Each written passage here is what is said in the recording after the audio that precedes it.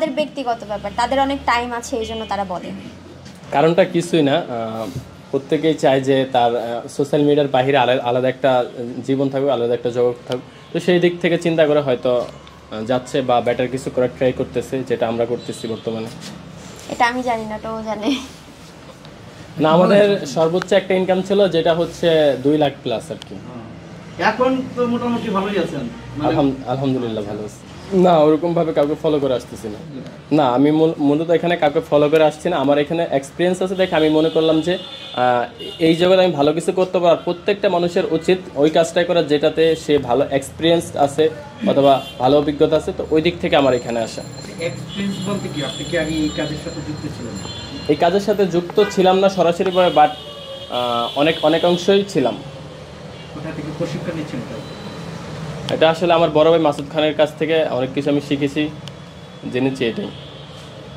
আচ্ছা, এক সময় সবাই অপুকে বলতো নাপিত, মানে যারা কন্টেন্ট ক্রিয়েটর আছে। এখন সবাই বলতেছে, মানে বেশিরভাগ যারা দর্শক আছে আপনাদের, তারা বলতেছে যে সবাই কেন এখন নাপিত হয়ে যাইতেছে দিন দিন। মানে এই বিষয়টা দর্শকদের উদ্দেশ্যে বলবেন। কোনো কাজই ছোট না। কাজ ছোট না মানে কেন? মানে সবাই সেলুনের দিকে, একসময় তো অপুকে সবাই ইয়া করতো যে অপুকে যারা করছে আমরা ওরকম কিছু বলি নাই। প্রত্যেকটা কাজকে আমরা রেসপেক্ট করতে জানি। তো এখন অন্যরা কি জন্য আসছে এটা আমি বলতে পারবো না, বাট আমি মনে করতেছি যে এই জায়গাটা থেকে আমি বেটার কিছু করতে পারবো, ডিফারেন্ট কিছু করতে পারবো। ওই চিন্তা ভাবনা থেকে আমার এই জগতে জার্নিটা শুরু করলাম। আচ্ছা, তো ভাই আপনার কন্টেন্ট ক্রিয়েটের দিকে আপনারা কাকে ফলো করে মানে শুরু করেছেন? অনেকেই বলছে যে কাপল ব্লগারের বাবা এবং মা হচ্ছে ইমরান এবং সুমাইয়া। আপনারা কি তাদেরকে ফলো করছেন কিনা? না, ফলো করে এনে ঝুঁকা কিনা? না, আমরা আসলে ওইভাবে কাউকে ফলো করি নাই। মোটামুটি আস্তে আস্তে আমরা হচ্ছে কি বলে, ও জব করতো এই লাইনে, আমি আসা, মানে আমি নিজে নিজে ভিডিও করতাম।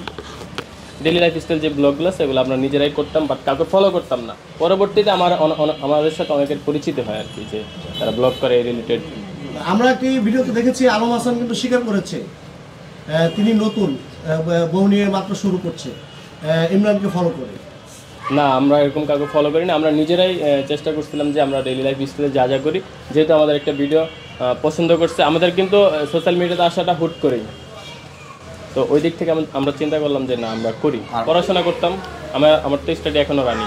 পড়াশোনা করতাম অথবা অন্যান্য কোনো জব করতাম। এবং আমার ইচ্ছা ছিল প্রশাসনে বা ডিফেন্সে যাওয়ার আর কি, ওইটাই করতাম হয়তো। কিসে পড়াশোনা করতেছেন? অনার্সে পড়াশোনা করতেছি।